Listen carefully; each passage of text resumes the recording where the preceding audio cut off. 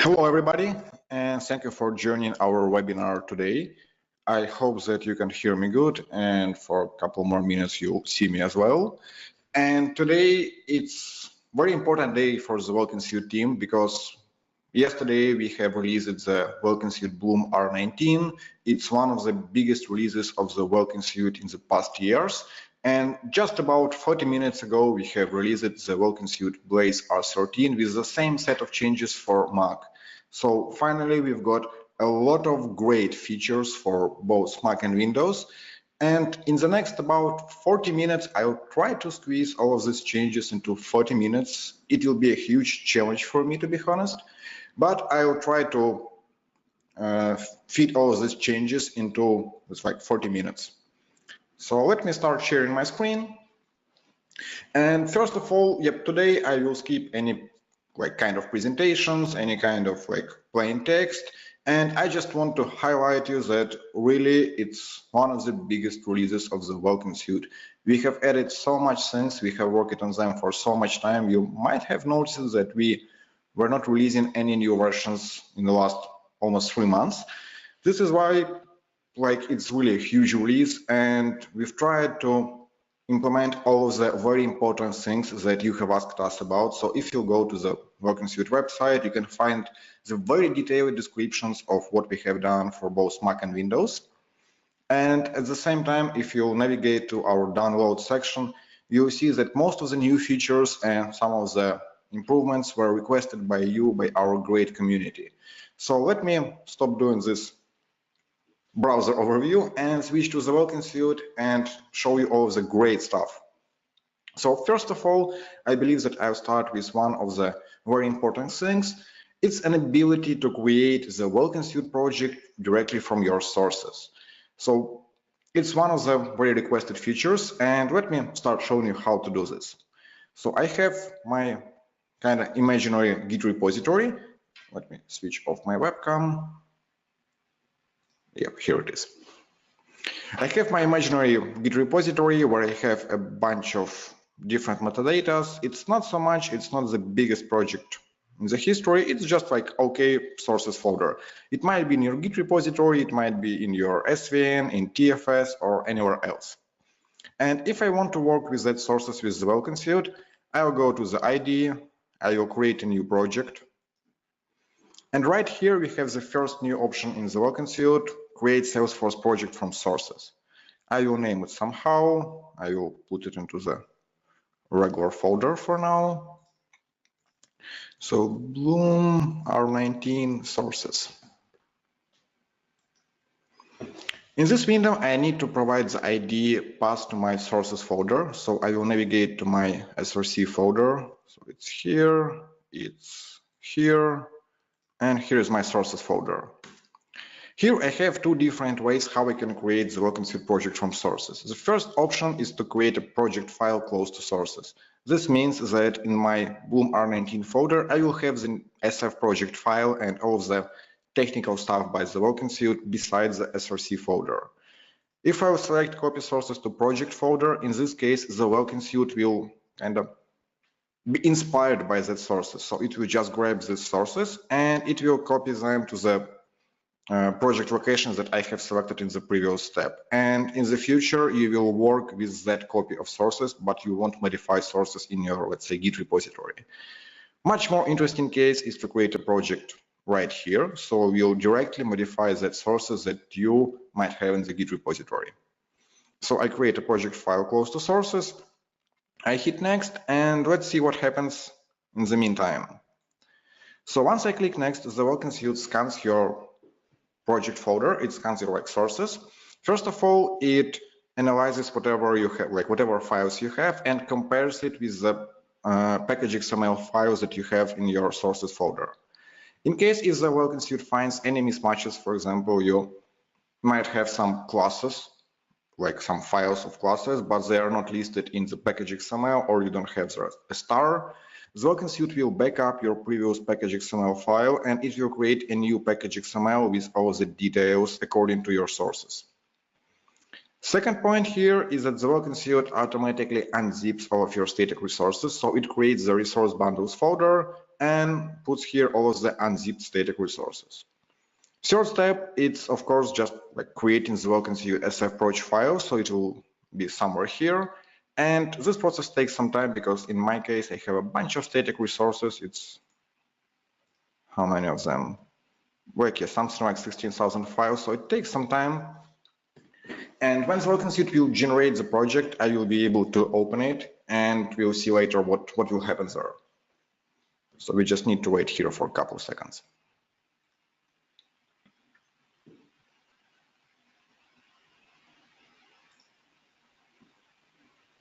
By the way, guys, I have forgot to mention that please feel free to ask any of your questions in the questions pane. I'll try to periodically monitor it and answer as we go, or I'll do my best to answer all of your questions at the end of the webinar, or we'll do this later after it ends.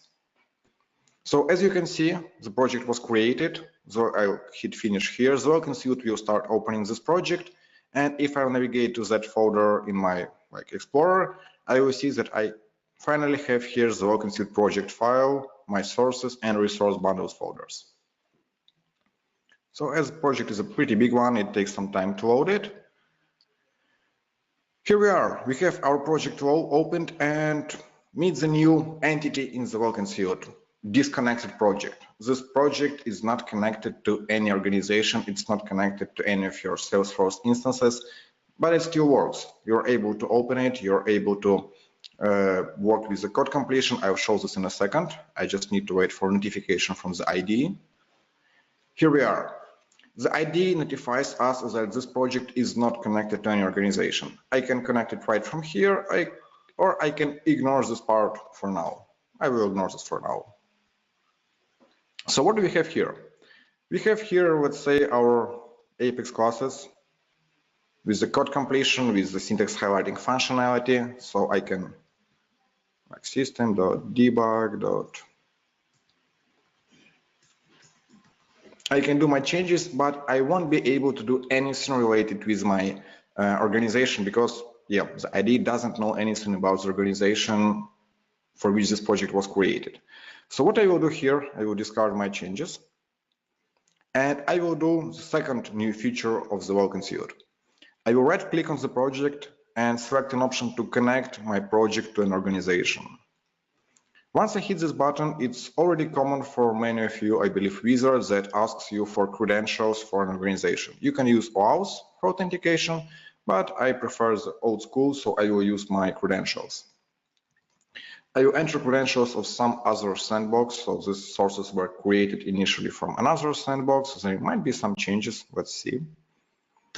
So once I hit next, it will be a pretty long running process. Let me describe what happens here. Once I hit next, first of all, the IDE authenticates to your organization, checks that credentials are correct. That's pretty obvious. Second step here is that the Welkin Suite retrieves everything according to the package XML file from your, let's say, target organization. Once it downloads everything, the Welkin Suite starts to compare contents of that files.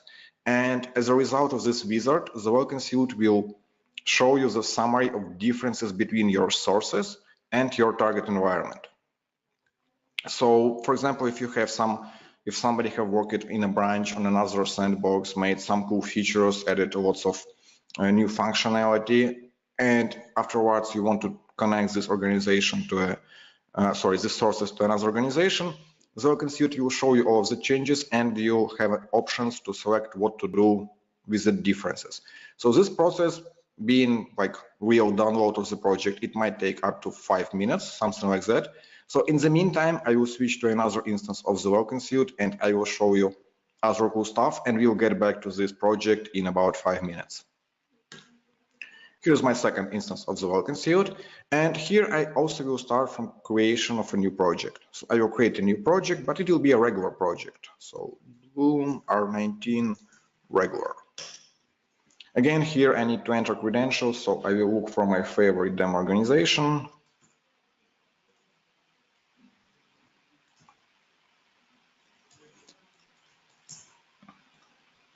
Here's everything is almost the same.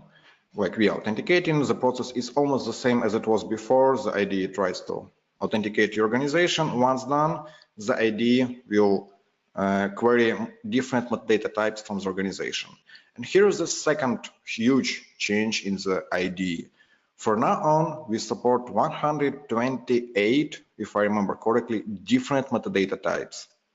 I can see all of them right here. They are being loaded in like parallel. And also you can see that with all of these new metadata, this process might take some time, so we do not block you to proceed without downloading everything. So even if you're okay with the default settings, you can hit next and proceed immediately. Let's see in more details here. So what we have changed in the download wizard. First of all, we have a bit reorganized the approach for handling managed packages, because previously it was like a very all or nothing approach. You might have included the whole managed packages, or you might exclude it from your project. In the current state, you can separately select parts of your managed packages and include them separately. So for each of the metadata types, we have a sub-selection for organization items and for all of the managed packages that you have on the organization. So for example, if I want to create a project and let's say like we have a Copado, our partners, our friends, I have their managed package installed on my demo organization, I can include Apex classes, I can include Copado pages as well, but what for? I will exclude them. I can include something else. And also, as you might see here, we have changed a bit the behavior, even for types of metadata, even for like different types of metadata that do not have any items in the organization, we do not hide them anymore. So even if you don't have any, let's say, I don't know, custom feed filter yet, you can still subscribe for it. So at the moment when you have new custom feed filter, it will appear in your project. We are also showing you some of the supported by us metadata types that are not available on your organization. So I don't have here community templates. I don't have here anything related to the territory management. I don't have here live chats. So as you can see, there's a whole lot of different metadata that we support right now. I have a question from Thomas here. How does Welkin Suite handle unmanaged packages? We handle them as like regular files, so they are just included into the organization items, as they do not have namespace, and that's why we include them as a part of regular. In like mostly my demo organization consists of about 10 different unmanaged packages, so I'm almost always working with unmanaged packages. So at this stage, I will just hit next. Let me remove statics because they will take some time, and I will still remove Copado because it's pretty huge. Yep, there is an organization items section under every item except of email templates, because we are separating here by folders. For everything else, you can see different like organization items here as well. Yeah, dashboards, documents, email templates. Everything else is organization items / managed packages. So I'll hit next. It's the regular process of creation of a project. So again, it takes some time. Let's see what we have here. Yay!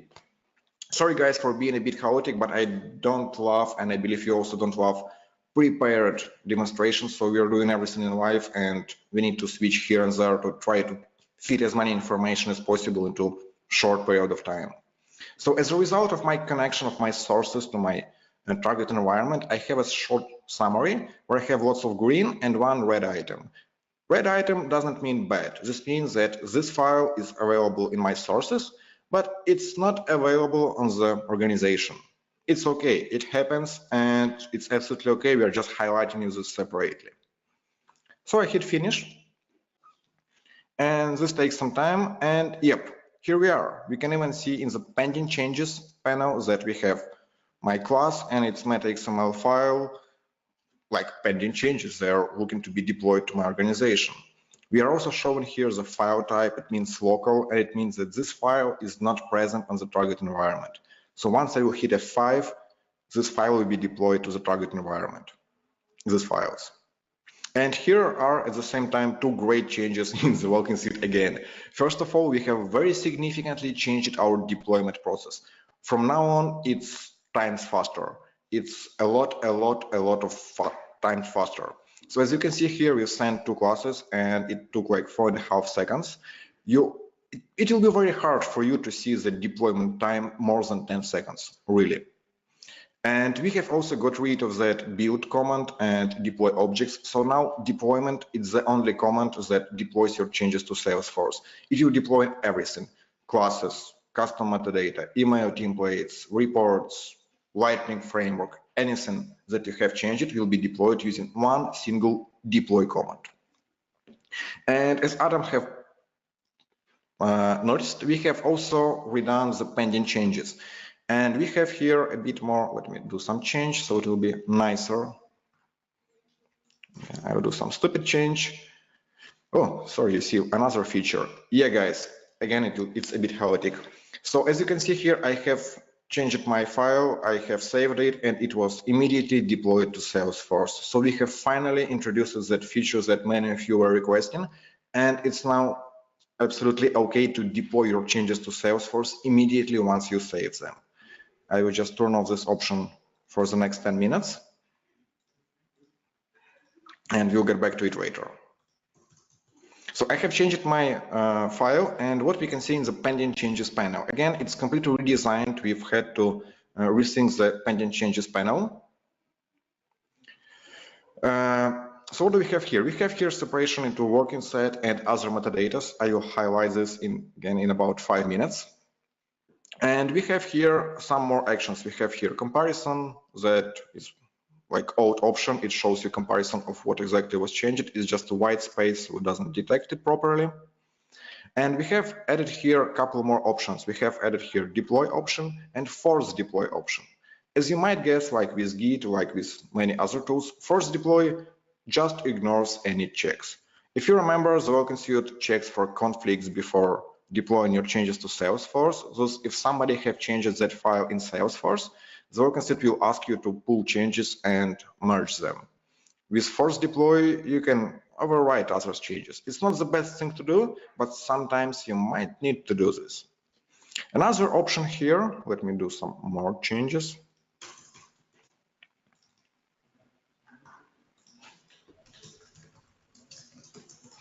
So I changed 3 files. And again, one more highly requested feature is that I can separately deploy multiple items. One by one, I can deploy them right here, but I can swap multiple files and deploy them again separately. I will still have action plans batch delete file waiting for deployment. And yeah, just Adam answering you, yep, you can Control S and it will immediately deploy. I'll highlight 4 different options that we have.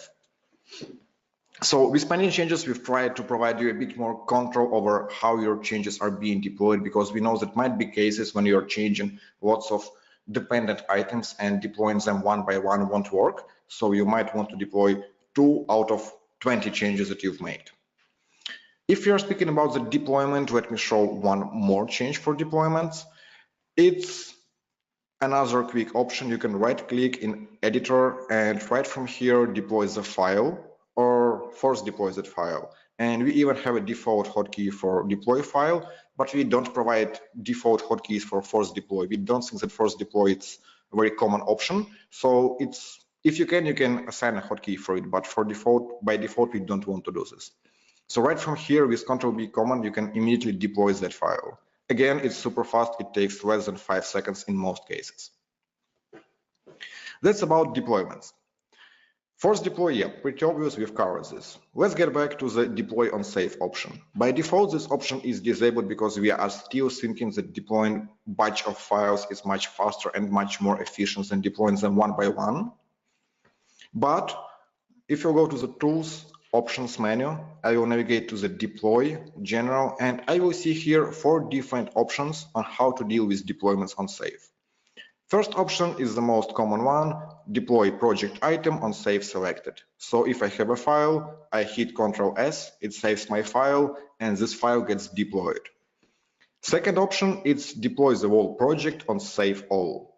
So for example, you are working on 5 different files at the same time, like I was yesterday working on a Visualforce page and Apex controller, and I save one file, nothing changes. I save second file, nothing changes. But once I hit the, let me show you. So you see I have 2 files changed, but once I'll hit save all, the Welkin Suite will automatically deploy all of the changes in the project to the organization. And two more options here are, sorry, not this. Two more options here are related to the DX project and analytics project. So we have here options for save all, and you can fine tune this behavior in the way you like. Quickly answering a question from Adam, how to make a custom hotkeys. I will go to the environment section. I navigate here to the keyboard. You will see here a lot of commands. So I will just look for deployment. Deploy project F5. No, I don't need this. Force deploy file. Let's say editor context menus, force deploy file. Let it be Ctrl-Shift-P. Why not? Assign it. Okay. And from now on, even in the menu, I will see this my new hotkey, and I'll be able to force deploy my file with a hotkey. Okay, guys, let's think about another thing. Again, moving here and there, I understand. Working set and other metadata. What does this mean? What are these sets? So with introduction of 100 plus new metadata types to the project, we understood that in most cases, we are still working with Apex, with Lightning, with objects, with Visualforce, with layouts sometimes. But we really I really don't care about my community settings all of the time. I really don't care about my territory management settings all of the time. I don't care about them every day. I need to get them in my project because sometimes I need to search through the whole project. I do care about them because I want to include them into my Git repository so my CI system will deploy the changes. But I don't want the ID to get any overhead on working with that other metadata type that I have in my project. And this is why we have introduced a pretty new approach to, in the Salesforce world, different sets of metadata. So I can right click on my project. I will go to the configure metadata working set. And here I can define, point the ID, what are my most common metadata types and what are my not common metadata types. So for example, the default set is all our previous metadata that we've had in the previous versions of the Welkin Suite. However, for example, if you're hardcore code development and you are not doing anything related with declarative development, you can disable custom sites, tabs, labels, dashboards, documents, email templates, floats, lots of stuff. You can disable lots of stuff from your working set. You can separately save these changes for the project. And what does this mean? This means that in my regular pull process, when I will do a regular pull, pull working set from Salesforce, the Welkin Suite even won't look for any changes in that other types of metadata, because other developers, administrators can do lots of changes in reports, but you don't care about them. You don't want the ID to waste your time on downloading 50 new reports that were created by somebody. You are focused on your Apex and Lightning. And this way you can get the incredibly fast pull that will check only for needed items. In the same way, F5 builds are working the same way. So for administrators, for example, if you're talking about those who are making mostly declarative changes, you can do it in reverse order. You can deselect anything that's related to Apex, Visualforce, Lightning, and select only needed items for you, like objects, layouts, workflows, reports, dashboards, emails, and work with them.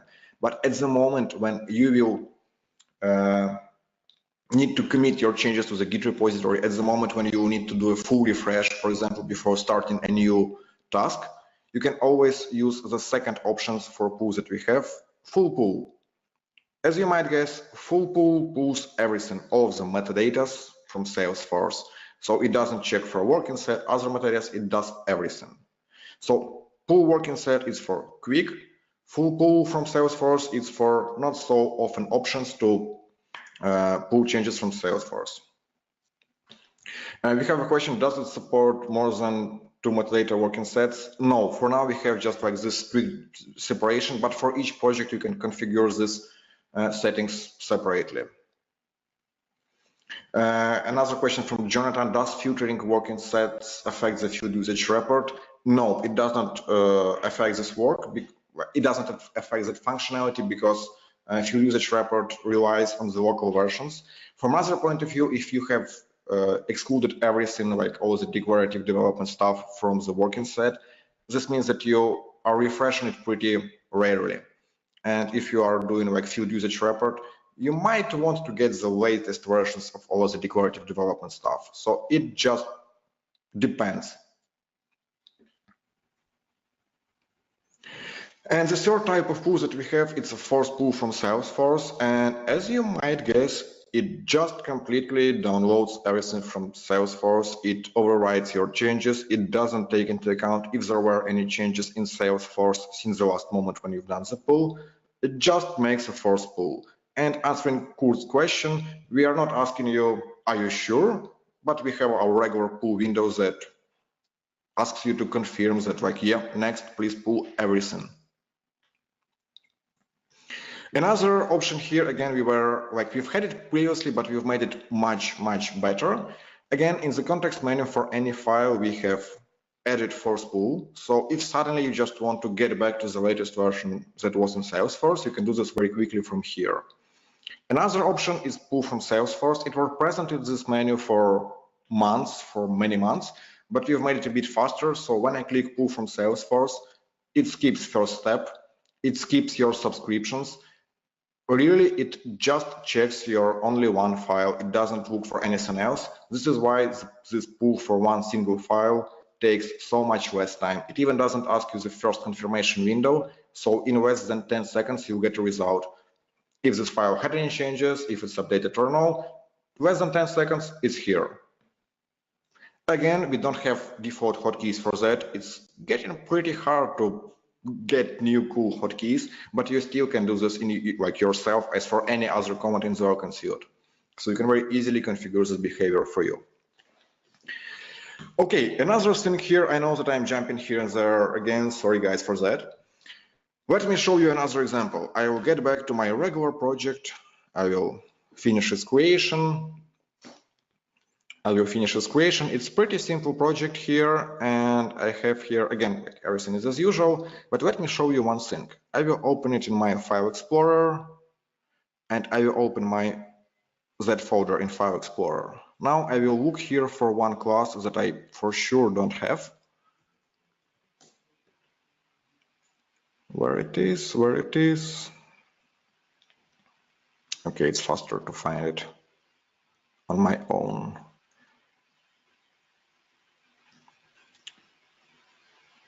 Yep, so here's one class that I have in my kind of first project, but I don't have it in my second project. We can ensure.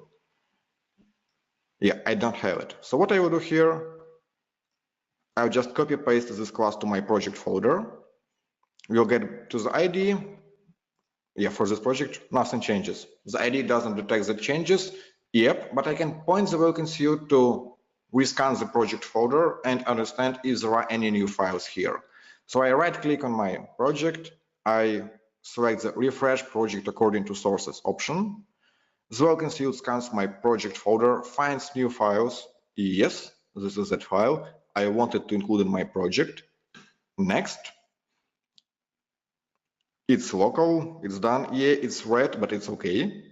And again, this file is now in my classes folder. It's now in my pending changes. And if I'll hit F5, it will be deployed.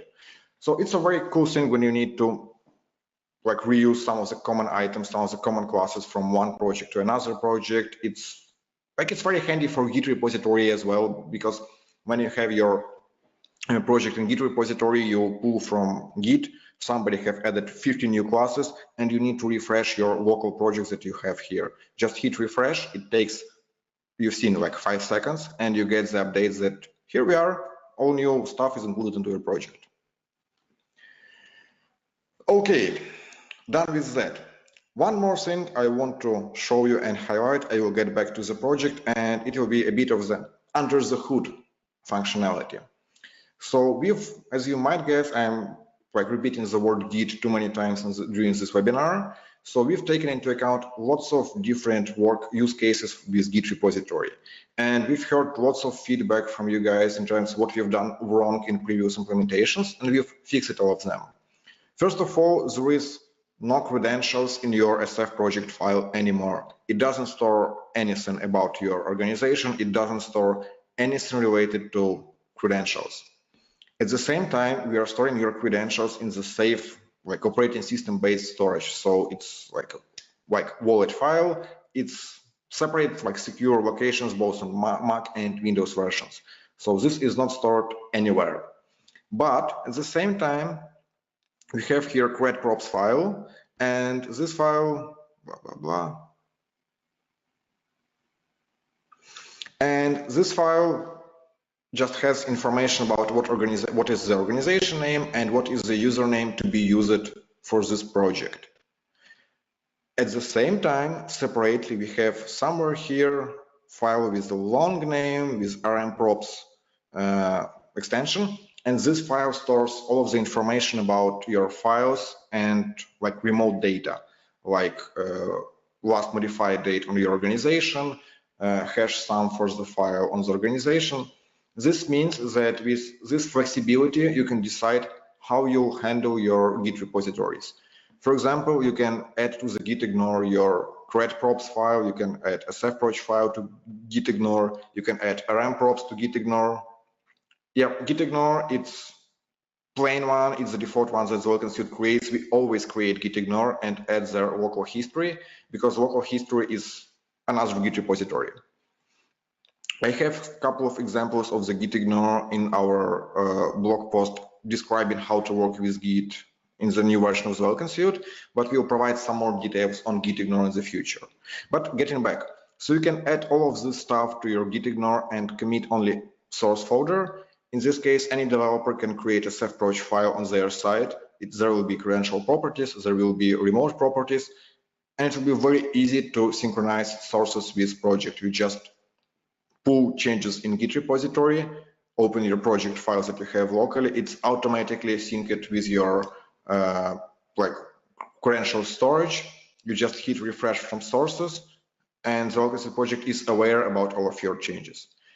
In another way, you can, for example, include a sfproject file into the repository. This means that every developer will have the same project structure as you have, but nobody will have your credentials and nobody will have your remote data about your organization. So this will still leave you a freedom for different developers to work on different sandboxes or development environments. So it's very flexible and powerful approach that we haven't found any Git flow in Salesforce that won't fit this approach. So it's complete power to you to decide what you can commit and how you can commit this. Yes, we still use Salesforce solution file because like it's a dependence on the like Visual Studio. We are based on the Visual Studio, and unfortunately Visual Studio can't work without solutions. So we can add Salesforce solution file to the like gitignore as well, for example. Quickly answering question from Jorg. Yes, it's working on Mac. It was released 1 hour and 10 minutes ago, something like that. So let me take a look what else I wanted to show you guys. Just give me half a second. Yeah, by the way, so I've shown you connection to an organization, but it doesn't limit you to one-time connection to organization. For example, if you have refreshed your sandbox, if you want to switch to another sandbox, okay, it's not a problem. For any, like even for my projects that I have created in a regular way, I can absolutely easily reconnect it to another organization and keep working with it. And the cool thing is that the Welkin Suite will store these remote properties as a part of that folder. So when you decide to switch back to that org, it will be a bit faster. So you have complete freedom of connecting your organization to any org in just like a couple minutes and reconnecting it to any other organization whenever you need. Yeah, almost forgot one more thing regarding the deployments. So yeah, as I've said, we have rewritten the deployment. So now it's the only command that deploys all of your changes at once. And we have like incredibly significant time boost in deployment for Apex, for Lightning, for Visualforce, for what else? For triggers and static resources, I believe. For everything else, we have implemented smarter approach, and we have also like a pretty good boost in the performance, but not as awesome as for Apex stuff, like for the coding environment. So everything else will be deployed faster than it was before, but not as incredibly fast as we have for all of the coded environment. We have also fixed a couple of bugs for some crazy organizations where you have lots of metadata. So we have increased all of the timeouts, and from now on, even if you have a couple of gigabytes of source codes with static resources, with all of the stuff, it will take time. It will take a lot of time to download the project, but it will be downloaded. It won't fail. It won't fail due to timeout. We've made everything in parallel, so we've optimized a lot of stuff related to retrieving your stuff from Salesforce. So now it won't fail. It will work, but it will really take time.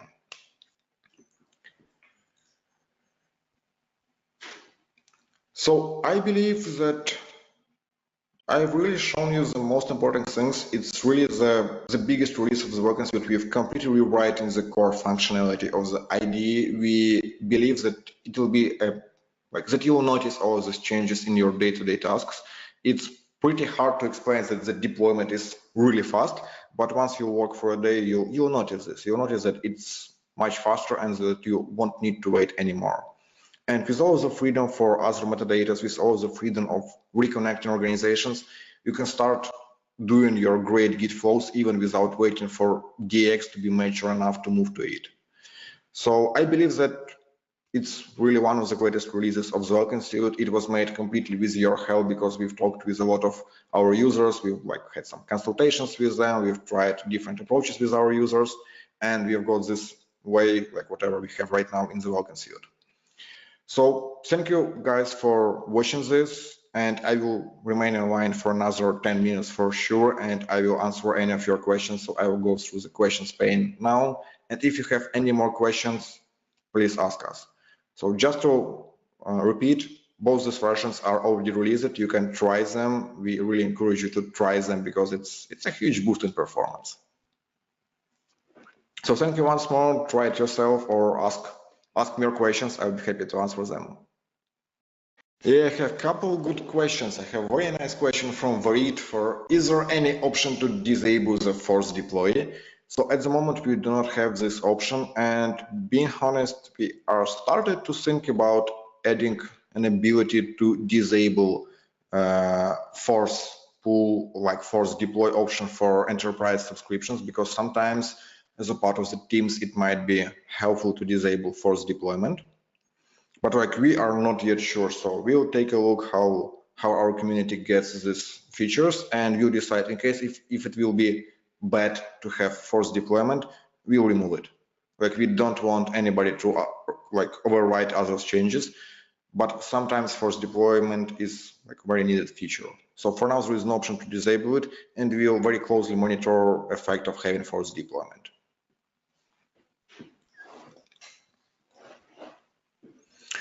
Question from Andre, is there any support for TFS?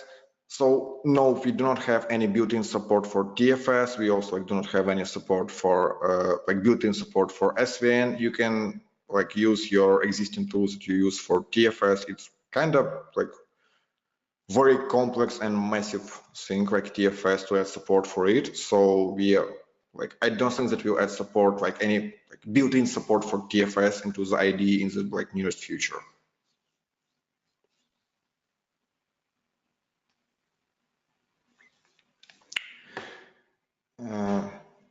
Good thing from Jason. So it would be nice to be able to open up the UI and do development when offline. It helps when traveling.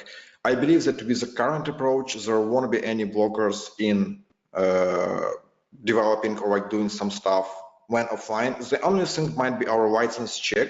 From what I remember, we've had some grace periods that will handle okay offline mode, but we'll need to recheck really. So if our license check will block from the offline usage, we'll work on that, because right now, anything else allows to work in offline mode.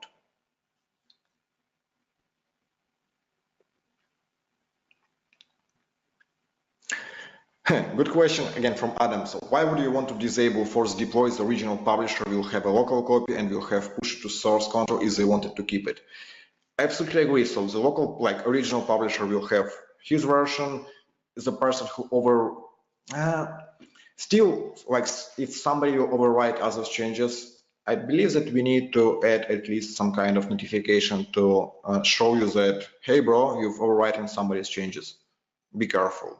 because like not everybody are using Git yet in Salesforce. It's getting more and more of the like version control usage, but it's still not so widespread as like in .NET world, as in Java world, as in like web development. So still, like I'd say about 50% of teams are not using Git from like whatever I see. Answering question from Chris. Chris, these versions are already available for both on Mac and Windows. And we have like the huge delay of like a couple of weeks before, like comparing to our original plans. This delay was caused to the fact that we wanted to release these versions at the same moment, because whenever you open your existing project in the new version of the Welkin Suite, it will migrate it to the new format. It will create new files, it will remove some information from the project file, and this means that if you open your project in the Welkin Suite for Windows, your teammates should be able to open that project in their Mac version. That's why we have released them with a delay of like 15 hours. So you can, everybody, you can update to the latest version and keep working even on different platforms at the same time. Nice question from Adam. Can we have an open forum instead of a closed Q&A for the next webinar? It's a good idea. I am thinking about having some kind of like open Q&A chats, like weekly chats with like our team, and so everybody can chat all together. So we'll take a look how we can organize this with the platform, because from what I understand, GoToWebinar doesn't allow us to do such stuff. So it might be something different. Maybe we can do this on YouTube Live. So we are thinking about such approach, and let's try it. Like, it's a good idea. I like it.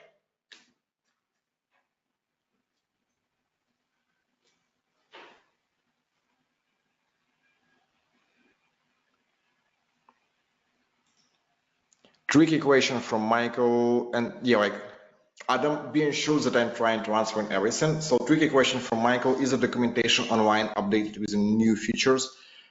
Unfortunately, no, guys. Sorry for that. It's so much changes that we need to rewrite in the documentation. So we have added help hints here, but they are leading right now to the release notes.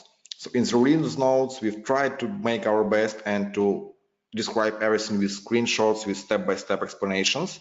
So we will migrate that descriptions to our documentation, but for now we are linking you to our release notes where you can find all the information. How many webinar viewers were there total today? Something about 60, I believe, something like that.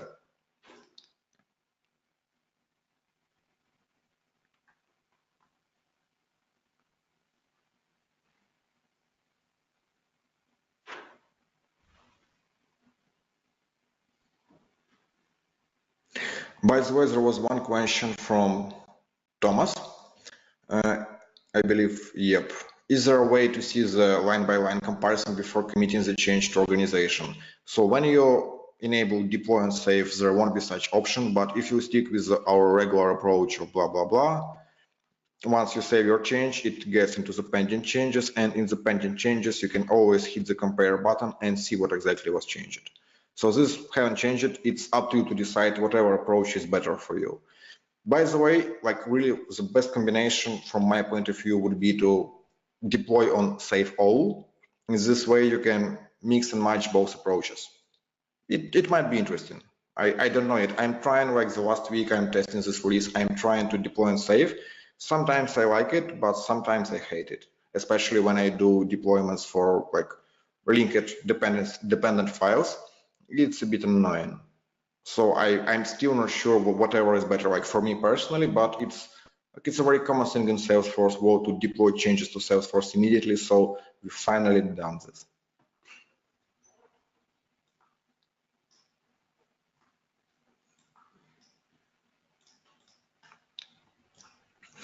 One more question from Adam.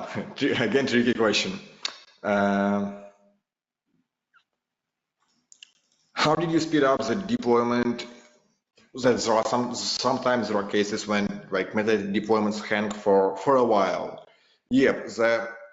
Let me explain you the details of how we speed up the deployment. So previously we've had it like a three plus step approach. The last step of the deployment process was retrieving back metadata from Salesforce, Because sometimes we know that, for example, if I will put empty line at the end of the file, when I will save it to Salesforce, Salesforce will remove that empty lines. Salesforce is doing some small other changes to formatting, like especially like trimming empty stuff in the end or at the beginning of the file. And this is why we have downloaded these files back to you to ensure that you have the same versions that you have in Salesforce.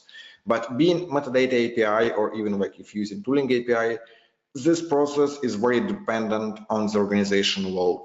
So sometimes retrieving changes back might take 5 seconds. In most cases, it is taking something about 20 seconds. But in the worst case, it can take up to 40 minutes when just Salesforce hangs up and doesn't return us anything. So we have made a bit of smart approach that doesn't retrieve your changes back when it's not needed. So when you're changing anything in the meta XML files, it's very common that you put here API version like, I don't know, something like that. When you deploy this to Salesforce, Salesforce will provide them, will do a meaningful change in whatever you send there. In this case, we'll of course retrieve back from Salesforce this meta XML file, so you will have actual data. But for cases when there are like meaningless changes from Salesforce, we are trying to handle them and we are not doing retrieves. So this made deployment speed stable. So it's predictable, it's stable. It never will go up to 20 minutes. It never will go up to 40 seconds. It will be 2 seconds and up to 15, I'd say, because sometimes writing components are being deployed like within a second or something like that.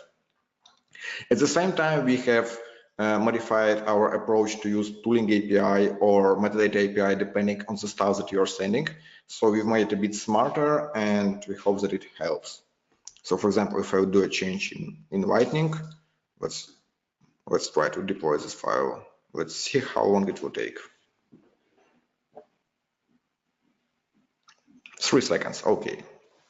So there's like a complex of things we've done for deployments, but the main thing is getting rid of retrieving sources back from Salesforce. So question from Adam, again, tricky trying to go deeper into the way of like merging stuff. So question from Adam, if Salesforce removes line endings from the bottom of the file, but we don't retrieve them anymore, and at the same time developer adds a function to the bottom of the file, how do we decide which part to keep? How do we handle merges and all the stuff? In general, we don't care about that Salesforce removes line endings. So at the moment when we send changes to Salesforce, we calculate hash sum of your local version of the file. At the moment when deployment succeeds, we ensure that we get last modified date from Salesforce. And we know that like at this moment, we know your latest local hash sum and latest remote modification date. The next time we need to do deployment, we understand that we need to do deployment by changes of your local hash sum, or we understand this, by change of hash sum. At the same time, when we do the next deployment to Salesforce, first of all, we check modification date. If modification date is different, then we retrieve the content from Salesforce and we do a comparison. And here is one very small but very important under the hood change. We've modified our merging, or like I say, comparison approach. And from now on, our comparison approach takes into account line endings and it takes into account like trimmings at the end of the file. So if you have, for example, like in your source codes, you have Windows line endings, and if you're like, I don't remember, like Salesforce uses Unix line endings, if I remember. Like in general, when you have different line endings in files, like in Salesforce and local one, it won't trigger the pain in the ass.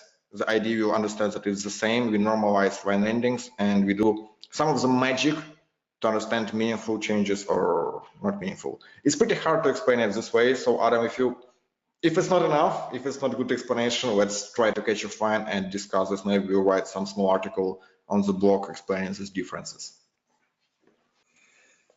Here's one more question from Hugo regarding Lightning components. Is it now possible to see history change on component? It should be possible. Why not? Let's take a look. So I've made a change in this component.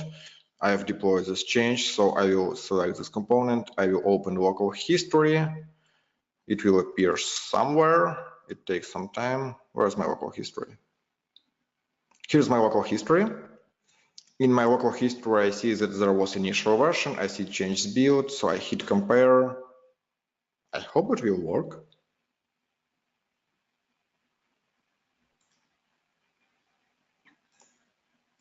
Okay, let's go to the show details. Let's right click on it and compare with previous version, what it will say me. And the change was again in white spaces, so it doesn't detect it. Let's try doing another change. So let's say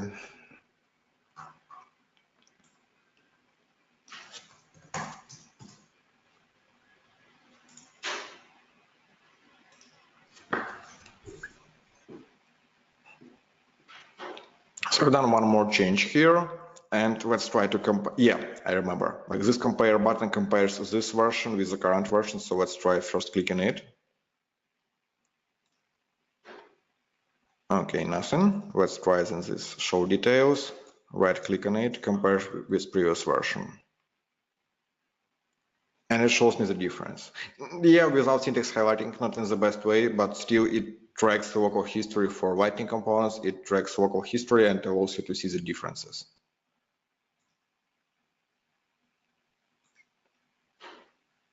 And just to be sure, I remember that at some point in time we've had some minor issues, so let's do it this way. I've made a change, it's now in the pending changes, so I will hit the compare button and it should work. Well, something is not very good with difference for Lightning. By the way, guys, some of the kind of minor changes, but in our minor changes, we have improved our code completion engine. So now whenever you use find usages, it started to search in your SOQL queries. So if you have your variable used in a SOQL query, it will be found by find usages. Like I have here batch ID. And if I will now go here and right click, find usages, it's another monitor. So here you can see, here's first usage of batch ID, and here is the second usage of batch ID. And as you might guess, as we use the same engine for field usages report, from now on, field usages report is also looking into the SOQL queries.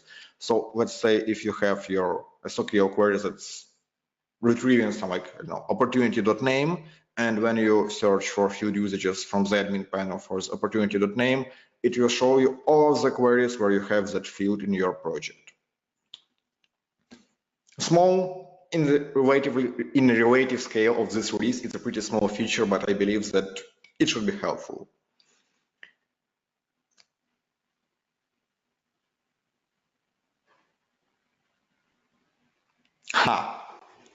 Very tricky question from Adam. What about the dynamic SOQL? Not yet.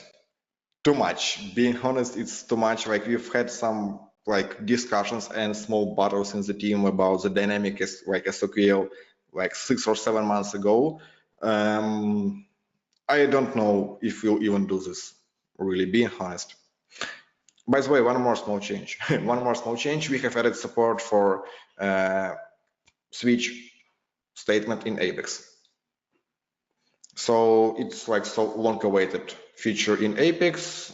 I believe like not everybody will start using it from tomorrow, but if you want, we have like support for switch syntax in the Welkin Suite.